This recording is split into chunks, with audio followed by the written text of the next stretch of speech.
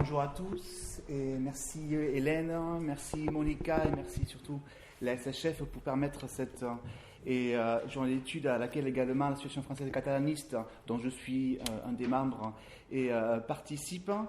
C'est également pour moi une journée de formation, non seulement pour entendre les communications de mes collègues sur Luisa Cunillé, mais également sur les autres œuvres au programme, puisque réintégrant le jury d'agrégation, je me forme déjà pour le mois de juin. Donc merci beaucoup pour cette journée de formation également. Alors, j'ai changé le titre de cette présentation, qui était poétique d'iceberg, par « Vol d'une chouette au-dessus d'une mer d'iceberg ». L'exemple d'Islande. Pourquoi ?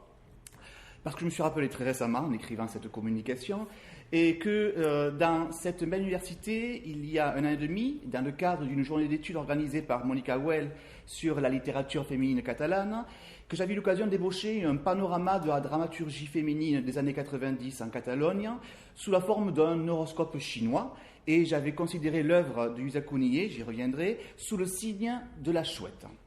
En effet, des constantes connues de l'œuvre de Luisa Cunillé comme la solitude existentialiste, l'intelligence de la distance, le constat permanent et sacré d'un mauvais présage, le regard réflexif qui émane d'une action scénique toujours postérieure à la fiction, m'avait semblé, et me semble encore, pouvoir être regroupé dans l'expression d'une poétique de la chouette, cet oiseau rapace nocturne au plumage blanc et aux grands yeux qui, selon la croyance populaire, buvait l'huile des lanternes des églises pour ne pas être vu. La chouette est aussi et surtout l'animal de la déesse grecque Athéna, connue pour sa sagesse et sa raison. Au-delà de la mythologie, c'est le symbole de la philosophie, comme affirmait l'allemand Hegel dans son prologue au livre Philosophie du droit. L'auteur allemand parle ainsi de la chouette de Minerve. Je cite. « Pour dire encore un mot sur la prétention d'enseigner comme doit être le monde, nous remarquons qu'en tout cas, la philosophie vient toujours trop tard. En tant que pensée du monde, elle apparaît seulement lorsque la réalité a accompli et terminé son processus de formation. Ce que le concept enseigne, l'histoire le montre avec la même nécessité. C'est dans la maturité des êtres que l'idéal apparaît en face du réel, et après avoir saisi le monde dans sa substance, le reconduit dans la forme d'un empire d'idées. Lorsque la philosophie peint sa grisaille dans la grisaille, une manifestation de la vie achève de vieillir. On ne peut pas la rajeunir avec du gris sur du gris, mais seulement la connaître. Ce n'est qu'au début du crépuscule que la chouette de Minerve prend son envol.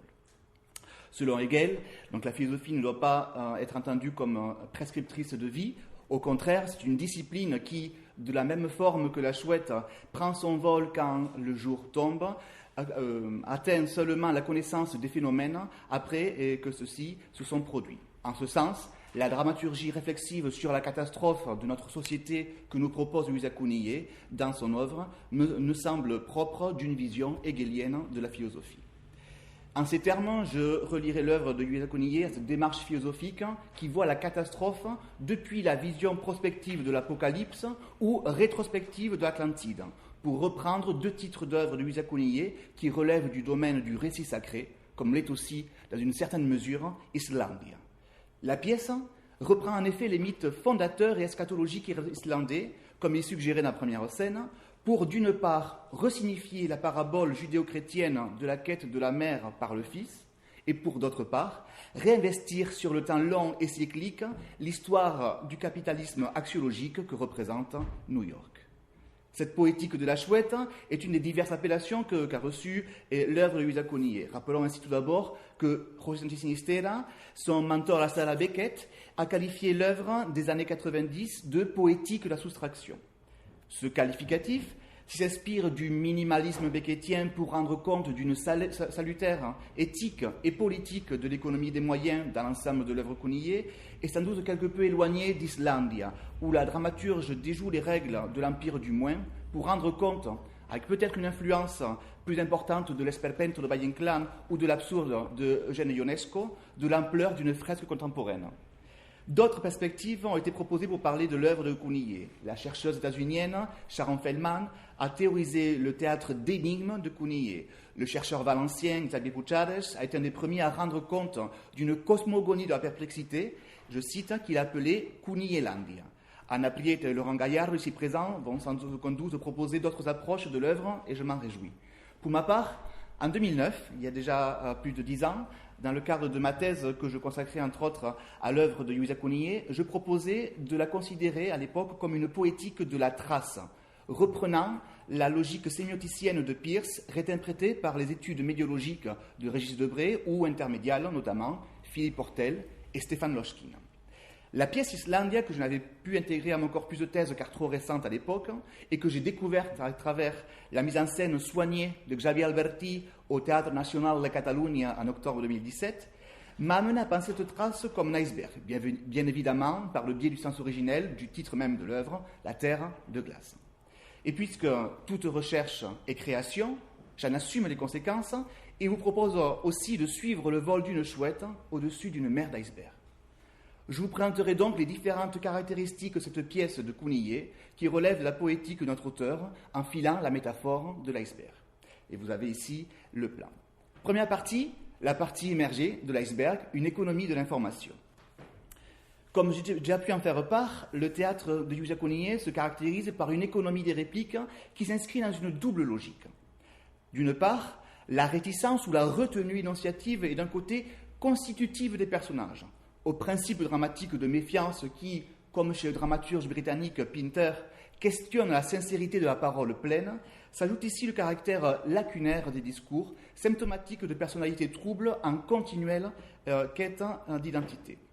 À l'image de l'homme et de la femme dans la première scène, qui ressentent progressivement le besoin de l'autre pour comprendre son récit identitaire, chaque personnage se sert de l'autre pour prendre conscience de sa propre identité, comme s'il s'agissait d'un reflet dans le miroir.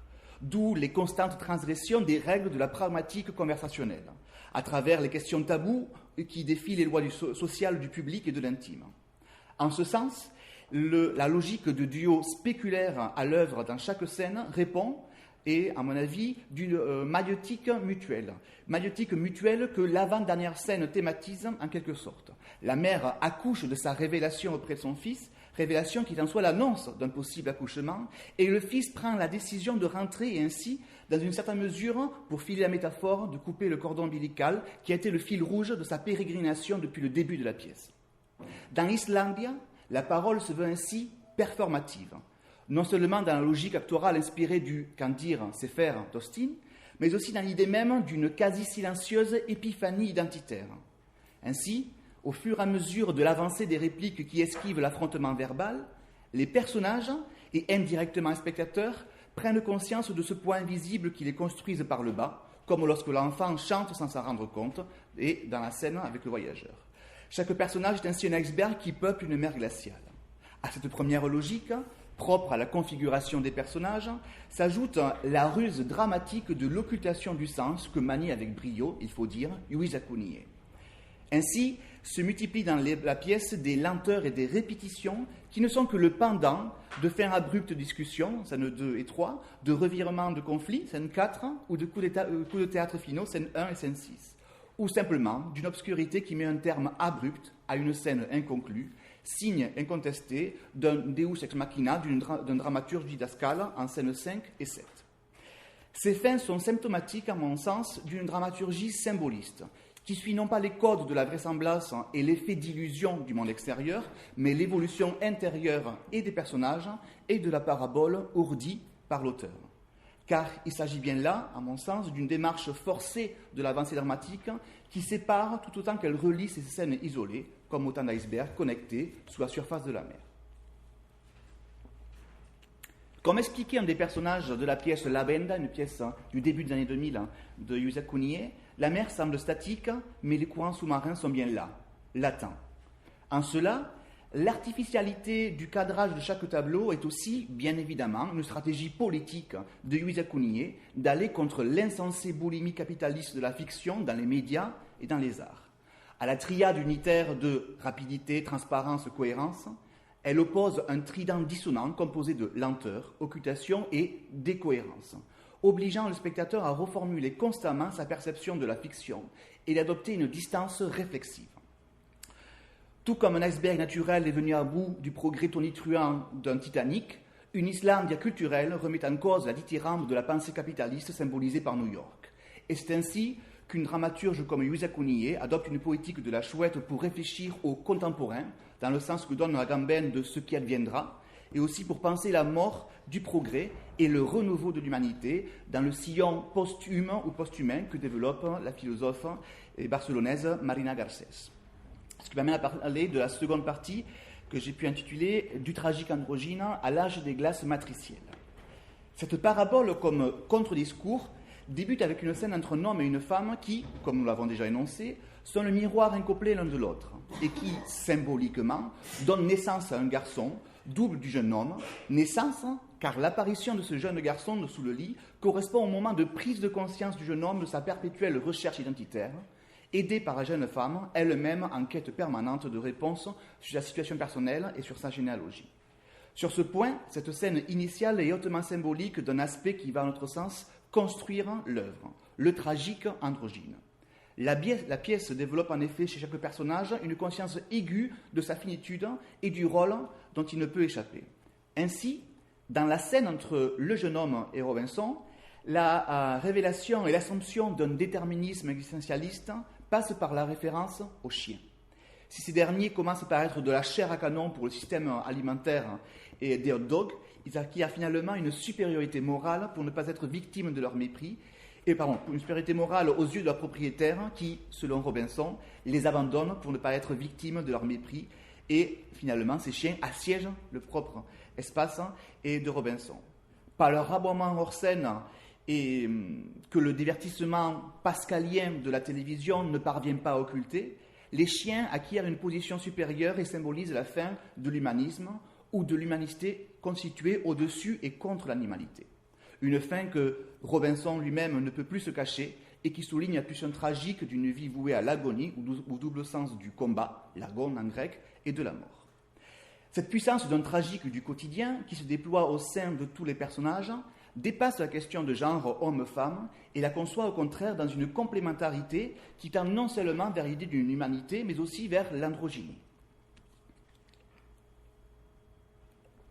En effet, les personnages féminins, la jeune femme, la vieille femme, la mère, trois et moments de vie, et se situent aux scènes 1, 3 et 6 en complémentarité avec les personnages masculins qui sont deux dans chaque scène, voyageur, médecin, la scène 2 et 7, de la marche et client dans la scène 5. Par ailleurs, la jeune femme qui aide le jeune homme à symboliquement accoucher d'un garçon peut être vue comme le double de la mère de ce garçon qui attend elle-même un enfant. Et ce d'autant plus que la présence de personnages du voyeur et du médecin, scènes 1 et 7, renforce l'idée d'un cycle et d'un renouveau. On le voit, la pièce met en avant une logique cyclique, où l'humanité est disséquée dans les deux scènes de duo strictes que sont les scènes avec la vieille femme et son pendant du jeune homme Robinson.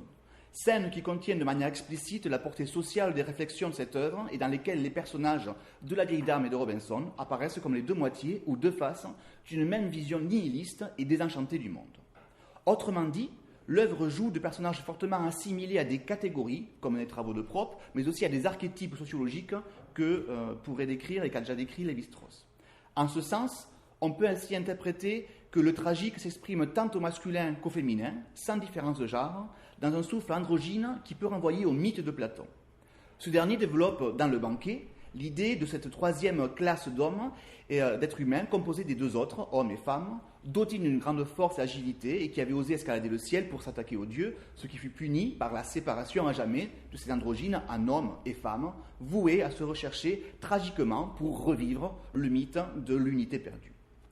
Les 6 premières scènes d'Islandia rendent compte, à mon avis, de cette quête de la fusion entre fils et mère qui est le reflet de la fusion entre le jeune homme et la jeune femme, scène 1, et qui est aussi le reflet de ce double personnage Janus entre Robinson et vieille dame, qui sont la division de cet androgyne capitaliste qui a attaqué le monde des dieux et l'harmonie humaine. Il est d'ailleurs intéressant d'observer que cette lecture rejoint celle croisée d'Adam et Ève et du libéralisme comme exclusion du paradis terrestre, à travers l'image de la pomme entre le jeune homme et la jeune femme, fruit défendu qui est aussi celui de la grande pomme de New York. Lorsque Adam et Ève deviennent fils et mère, c'est l'inversion du schéma traditionnel qui est en jeu, puisque Ève ne descend plus d'Adam, mais Adam d'Ève, comme Jésus de la Vierge. Nous voilà dans une logique matriale, voire mariale, qui est aussi matricielle, et qui, tout en intégrant un réseau de valeurs judéo-chrétiennes comme la prééminence du chiffre 7 et la conscience de la culpabilité, rejoint le discours islandais des origines et de la fin. Celui-ci, en fait, s'immisce dès la première scène et refait surface avec Robinson et l'histoire des chiens, avatar de ces terribles loups qui ont avalé Odin. De l'Islande à New York, en passant par le symbole de l'iceberg et de l'Iceland, l'histoire recouvre une unité culturelle originelle du territoire viking, et l'on comprend d'autant mieux pourquoi et comment une fable sur la crise économique contemporaine des subprimes permet de remonter à l'âge des glaces de l'humanisme. Ce qui me permet de passer à cette troisième partie-là, que j'ai intitulée « Traces photographiques pour un palais de glace ou des glaces ». L'iceberg est aussi une trace d'une vie passée lointaine. Et cette démarche que développe toute la pièce, bien entendu d'un point de vue holistique par rapport à ce passé mythologique, mais aussi au sein de chaque scène par rapport à l'accès au sens. Les personnages, par sincérité, Robinson, médecin, dans une duplicité, le voyageur à vieille dame, passent leur temps à expliquer ce qui se passe hors scène, précisément dans leur passé dans lequel ils s'enlisent et à ne dire qu'une partie infime de leurs troubles internes. Terre de volcans sous la glace, l'Islande est ici le symbole de ces violentes perturbations émotionnelles qui parcourent les personnages sans véritablement s'extérioriser, tout en tensant parfois les échanges. Ce n'est pas pour rien que le voyageur dit avoir inventé une machine pour faire de la pluie pendant plusieurs jours pour éteindre le feu interne des personnages. Et en cela, la pièce de Cunier fait écho à la pièce connue de Sergi Belbel, l'autre grand dramaturge catalan, Després de la pluja, après la pluie, qui rendait compte sur une vision, on va dire, capitaliste et également dans une volonté de réenchanter le monde et volonté finale de cette violence et rendu compte par la symbolique de la pluie qui va arriver pour sauver le monde. Ici, ce qui est intéressant de voir, c'est que malgré cette apparente froideur ou distance retenue du personnage, c'est toute l'action scénique qui se transforme en partie émergée d'un iceberg photographique. On prend bien sûr appui ici sur le rapport indiciel au ça a été et aux détails qui pointent le spectateur et déconstruit la première réception, élément que développe Roland Barthes dans La Chambre claire et que pour notre thèse, il y a donc plus de 10 ans, nous avions appliqué aux 49 pièces écrites jusqu'alors par Cunier entre 1991 et début 2008. Dans Islandia, prenons par exemple la scène 1 pour comprendre les enjeux de cette analogie photographique. Tout d'abord, nous avons la présence d'un quatrième mur frontière puissant entre scène et salle, à savoir l'absence d'interpellation du public qui est complètement extérieure à une fiction autonome et ancrée dans une réalité documentée. Par ailleurs, l'analyse du fonctionnement du cadre de scène, c'est-à-dire la tension entre l'action scénique et tout ce qui relève du hors-scène en accès au sens, met en avant ici, comme ailleurs, la primauté de l'implicite, du non-dit, voire littéralement d'un hors-scène au cœur même de l'espace scénique, avec le cas paradigmatique de l'enfant qui sort du lit et qui relève du cachet et également de l'obscène. L'action scénique est ainsi métaphoriquement trouvée toutes parts, en tension avec cette hors-scène, de même que l'apparente naturalité de la conversation, ou du moins le faible degré d'étrangeté, laisse supposer un différentiel important de connaissance entre scène et salle et renforce la fonction de limier chez le spectateur.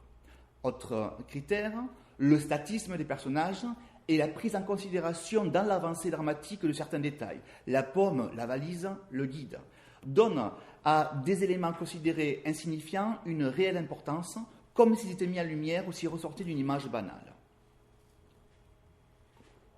Or, ces trois objets, comme ceux qui, dans l'image photographique extraite du réel m'interpellent, ne sont pas des détails. Nous avons remarqué la symbolique judéo-chrétienne de la paume. La valise est non seulement le signe du voyage futur, mais aussi le symbole de l'homme, de l'enveloppe qui, comme l'iceberg, montre bien moins qu'elle ne cache, ce que révélera la duperie avec le voyageur dans la scène suivante.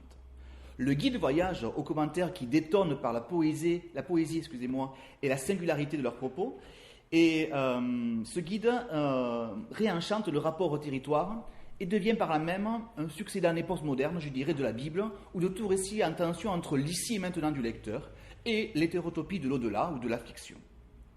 Autre critère, le fonctionnement même d'auto-révélation des personnages à travers cette maïeutique tout au long de cette scène peut être lui-même comparé au développement ou révélation chimique de la photographie dans la chambre obscure. Les barreaux du lit par lequel la jeune femme regarde le jeune homme au tout début de la scène rappellent le dispositif écranique de la fenêtre, par qui l'arrivée de l'étranger se fait visible sur la scène dans le théâtre du croisement naturalo-symboliste de la fin du XIXe siècle, lui-même contemporain et concurrent de l'avènement photographique et de la révolution invisible, selon Philippe Portel, qu'elle a entraîné. Il y a donc là, à mon avis, comme dans notre pièce de Counillet, un faisceau de signes qui prête à interpréter la scène comme une photographie selon la pensée barthésienne. Il est d'ailleurs heureux de constater que la mise en scène de Xavier Alberti a précisément joué cette dimension, puisque lorsque se clôt la première scène, la toile blanche qui fait aussi office de fond de scène tombe et laisse voir la profondeur de la partie qui se situe derrière, dans lequel va se dérouler l'ensemble des scènes.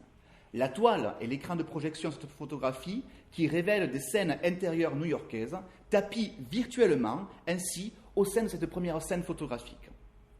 Le palais de glace et des glaces s'ouvre derrière cette image pour révéler le monde symbolique de l'inconscient. Il est intéressant de voir qu'Islandia développe sur la longueur, c'est-à-dire sur les 6 scènes, et si on nommait la première scène, donc cette longueur, comme quelques années plus tôt l'avait déjà fait dans une certaine mesure après Moi le déluge, cet univers qui est difficilement situable entre le niveau de fiction ou du réel du merveilleux et aussi les niveaux de conscience. Ce qui s'est manifesté de manière plus rare mais tout aussi puissante dans Apocalypse, Privado, Illusionistes et aussi Oxysio, Massacre, qui va être joué à la Comédie Française à partir du 23 janvier. Or, précisément dans ces 4 pièces, Lluís Cunillet met en place un moment de photographie absolue. Comme, pour donner un exemple qui parlera peut-être plus à un public francophone, Marguerite Duras dans La Main, c'est-à-dire une image dite absolue qui contient en elle toutes les virtualités de l'œuvre par les détails. C'est, pour reprendre le propos du spécialiste du théâtral de Paris 3, Arnaud Regner, le constat, je cite, depuis Proust, sinon depuis le premier Freud, que notre mémoire fonctionne selon un mode plus iconique que logique. Parfois convoquée par notre volonté, elle fait surgir des images récurrentes dont l'organisation varie assez peu, qui rassurent par leur intangibilité, presque à la façon d'un objet transitionnel qui nous rattacherait immuablement à notre origine nostalgique. Souvent convoqués par les événements ou les éléments, petits objets rencontrés par hasard qui font remonter brutalement une part de mémoire brute, non conditionnée par du récit, ainsi la Madeleine, les pavés et autres pans proustiens, elle produit des formes de flash aveuglants qui nous laissent d'abord titubants, puis nous invitent à apprivoiser l'image oubliée, laquelle fait ainsi retour par surprise. Mais ce qui compte dans chaque cas, c'est bien le caractère régressif de la mémoire qui, contrairement au souvenir, cherche à échapper à la mise en mots, qui serait ainsi mise en bière de la mémoire. L'image, contrairement au langage, restitue le passé intime sans l'informer à la mesure d'une syntaxe collective. Ça sort, ça vient, c'est à moi et à moi seul, tandis que les mots tentent en vain de verser dans le domaine public une image qui n'appartient qu'à moi et dont j'aurais pu tout autant rêver que me souvenir. Fin de citation. En cela, cette scène 1, cette photographie première, postérieure et également antérieure, donc prospective et réflexive et rétrospective, pour le dire ainsi, à toute la pièce, est une photographie absolue qui contient la virtualité des autres. L'iceberg contient tous les moments de vie passés, accumulés et figés par la glace au gré du temps, comme toutes les scènes de 2 à 7 sont également le rêve ou la pensée d'un personnage. Ce qui me permet de développer ma dernière partie autour de cet hommage aux dramaturgies du Nord, de Maeterlinck à Strindberg. Nous avons, dans l'ensemble de l'univers de Lluís Cunillet, un certain nombre de référents qui relèvent d'une dramaturgie et des pays du Nord, et Belgique, Russie, Allemagne, également, et surtout Suède et Norvège, sur lesquels je vais m'attarder. Et tout d'abord, je commencerai par la dimension de Maeterlinck, donc dramaturge belge, dramaturge symboliste qui a développé un théâtre de la conscience, un théâtre des personnages au regard hiératique, comme les personnages de Lluís Cunillet dans son œuvre. Je reprends ici pour mot les propos du grand dramaturge catalan Josep Maria Benet Jornet qui traitait les personnages de Cunillet de hiératique en reprenant un terme qui était le propre terme de Maeterlinck. Ces personnages qui sont en train donc de vivre un rêve et un rêve au quotidien dans une absorption également de ce tragique quotidien-là. Le tragique quotidien étant le propos lui-même de Maeterlinck dans notamment Péléas et Mélisande. Il est d'ailleurs intéressant de voir que l'idée même que se développe Péléas et Mélisande d'un rapport à l'absolu, à l'inconscient, est développé dans notre propre pièce à travers la scène 1 et les autres scènes. L'autre référence qui me semble intéressant de développer, ici de manière plus ponctuelle, c'est que la première scène par le dispositif des barreaux du lit par lequel l'étrangère regarde le jeune homme reprend, et la scène 1 va le confirmer, le propos lui-même d'une maison de poupée, c'est-à-dire que ce propos-là, c'est lorsque Nora a la véritable discussion sérieuse avec son mari, elle décide de partir voir le monde pour le comprendre, elle dit qu'elle reviendra. C'est le même propos que aura finalement le jeune homme et l'équivalent garçon de partir pour pouvoir se redécouvrir. Donc là, il y a vraiment un rapport intéressant dans cette logique en plus d'une maison de poupée qui est représentée ici par les barreaux du lit, avec cet espace au sein de l'espace. Un autre élément qui me semble intéressant de développer, parmi toutes les figures, j'imagine que mes confrères vont également en parler, ou du moins citer d'autres, mais moi je m'attarderai sur la vieille dame, qui est en fait la réplique new-yorkaise de la vieille dame de Friedrich Dürrenmatt. C'est cette même vieille dame milliardaire, en fait. Ici, c'était une milliardaire qui vient un petit peu et mener le bien possible à tout le village. Et c'est cette même logique ici de la vieille dame qui apparaît au sein de la pièce. Autre point qui me semble intéressant et sur laquelle moi je vais m'attarder pour terminer, c'est la dimension de Strindberg. Luisa Cunillet, c'est peut-être un des seuls propos que l'on sait de Luisa Cunillet, qui est avare en parole publique, qui préfère ne pas s'épancher sur son œuvre. Je vous renvoie au seul texte qu'elle a écrit sur son œuvre, qui est le prologue à la pièce La Festa, écrite en 1993 et jouée en 1993 au Centre dramatique de la Generalitat de Catalunya, où elle disait précisément qu'elle ne souhaitait pas parler de son œuvre. Le seul texte qui existe est celui-ci. Mais une des références qu'elle a pu citer et qu'a développé dans un article le chercheur, également dramaturge Carles Batlle, et qui a ici mis en place un colloque avec Monica il y a quelques années, c'est l'idée donc de ce rapport à Strindberg comme constitutif de l'œuvre de Cunillet. On a bien sûr ici, dans cette pièce, qui rejoue l'idée d'une quête, et qui, la pièce Islandia ici fait écho à une autre pièce de Cunillet qui est La Cita, pièce de 98, qui montre également la quête identitaire d'un jeune homme sur son identité. Ici, c'est une pièce Islandia qui reprend, en fait. C'est la propre histoire de La Cita. C'est le drame de station développé par le propre August Strindberg dans Le Chemin de Damas, où un écrivain va chercher sa propre logique, sa propre définition et finira par mourir à défaut d'avoir de quoi dire. C'est également, un peu plus peut-être que le drame de saison, le rapport que se développe chez Strindberg au théâtre est sacré.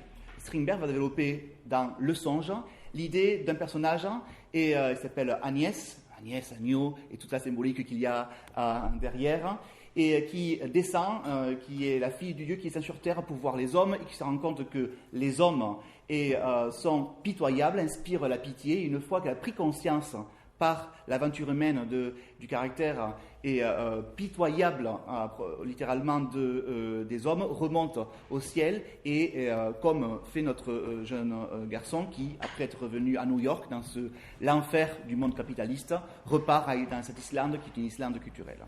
Voilà ici quelques références qui, pour montrer comment ces dramaturgies du Nord inspirent également l'œuvre et dans quelle mesure Islandia est une pièce qui est quand même une pièce hommage à cette dramaturgie des terres de feu et de glace. Je conclurai du coup sur ce propos-là en espérant avoir d'autres lectures qui vont me permettre également, moi, de pouvoir me glisser dans l'œuvre, et pour les agrégatifs qui sont là.